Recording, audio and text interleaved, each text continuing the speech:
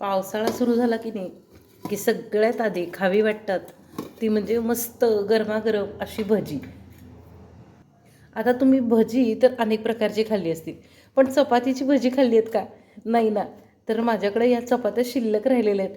यापासून किंवा अगदी एखादी तुमच्याकडे ताजी चपाती असेल ना, तर त्यापासून सुद्धा तुम्ही गरमागरम मस्त चविष्ट अशी भजी बनवू शकता. चला तर मग रेसिपीला सुरुवात करूया. तर आता इथं मी एक बाऊल घेतला आहे.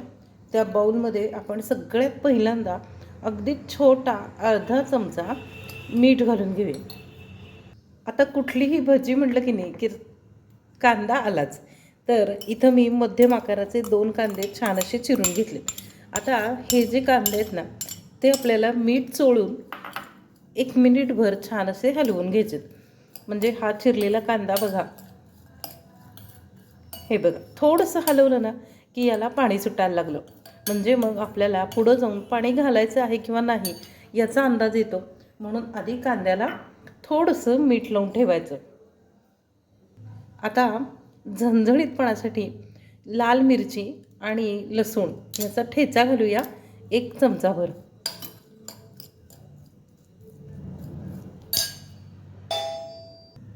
आता 1 चमचाभर ओवा तळ हातावरती घ्यायचा आणि असा छान चोळायचा. ओवा जेवढा छान चोळू ना तेवढा त्याचा सुगंध छान येतो. म्हणून ओवा नेहमी हातावरती चोळून घ्यायचा. अगदी 1 चिमूटभर हळद घालून घेऊया. हळद नाही घातली तरीही चालेल.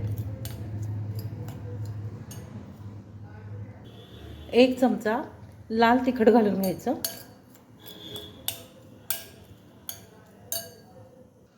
आता माझ्याकडं ना एक उकडलेला बटाटा आहे, तर त्यातला अर्धाच बटाटा मी वापरलेला आहे. तर तुम्ही इथं 1 बटाटासुद्धा वापरू शकता. माझ्याकडं जो अर्धा शिल्लक होता ना तेवढाच मी वापरला आहे. म्हणजे आपल्या या पिठाला बाइंडिंग छान येतं. आता यामध्ये ना मोठे 3 चमचे म्हणजे आपली आमटीची जी वाटी असते ना ती अर्धी वाटी भरून बेसन पीठ घालून घ्यायचं आणि हे मस्त एकजीव करूया. आता हे पीठ बाजूला ठेवून देऊया आणि आपल्या या ज्या चपात्या आहेत ना, तर इथे माझ्याकडं 4 चपात्या शिल्लक आहेत. तर मी यातल्या 2 चपात्या ज्या आहेत त्या तुकडे करून घेते.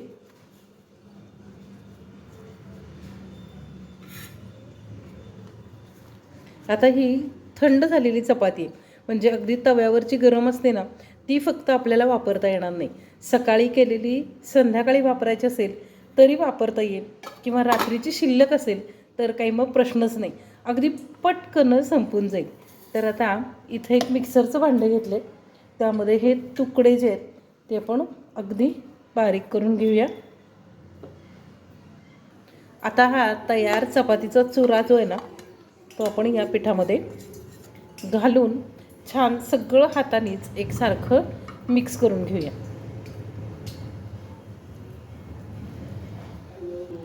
आता इथं मी 3 चमचे चांगलं कडकडीत गरम केलेलं तेल घेतले. तर हे तेल आपण घालून घेऊया. म्हणजे मग आपली भजी एकदम मस्त कुरकुरीत अशी होतं. आता हे जे मिश्रण आहे ना पहिल्यांदा चमच्याने हलवायचं आणि नंतर जर तुम्ही हाताने हलवलंत ना तर आत्ता आपण जे तेलाचं मोहन घातलं आहे त्याचा हाताला चटका बसू शकतो. म्हणून फक्त आपल्याला काय करायचं आहे, एकदा हे चमच्याने हलवून घ्यायचं आहे. आता एका बाउलमध्ये पाणी घ्यायचं आणि अगदी हलक्या हाताने जेवढं लागेल ना तेवढंच पाणी घालायचं. फार पाणी घालायचं नाही, कारण आपण कांदा मीठ लावून ठेवलं होतं. कांद्याला किती पाणी लागतं हे बघूनच आपण किती पाणी घालायचं हे ठरवायचं असं मी तुम्हाला सांगितलं होतं. त्यामुळं आता अगदी बेताबेताने पाणी घालूयात.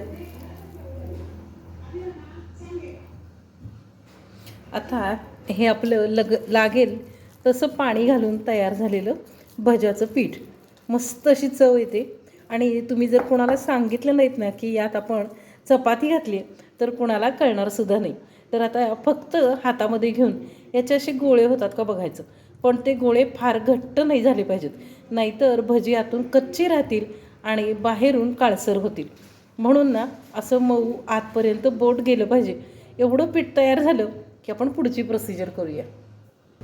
आता इकडं तेल तापत ठेवले, कढईमध्ये तेल घालून घेतलं. फक्त एक छोटासा कण घालायचा आणि तेल तापले का बघायचं. बघा तेलामध्ये सोडल्या सोडल्या आपलं पीठ वरती आलं म्हणजे तेल चांगलं तापलेलं आहे. तर आता काय करायचं, याचे असे गोळे करायचे आणि जशी भजी सोडतो ना तसंच हे तेलामध्ये सोडायचं.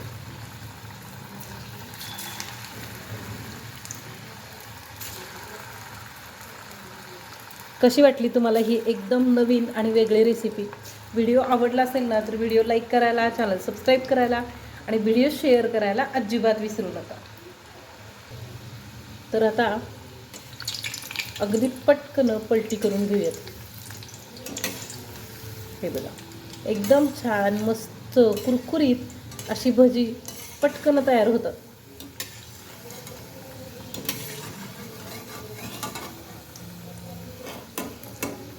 हा एवढा लालसर रंग आला ना म्हणजे आपली भजी एकदम क्रिस्पी होतात. थांबा तुम्हाला आवाज ऐकवते. हे बघा दुसरा लॉट पण घालून घेतलाय, मस्त अशी तळली जातात. बटाट्यामुळं छान असं बाइंडिंग येतं चपातीला, कांदा भजीची टेस्ट येते म्हणून आपण कांदा पण वापरलाय.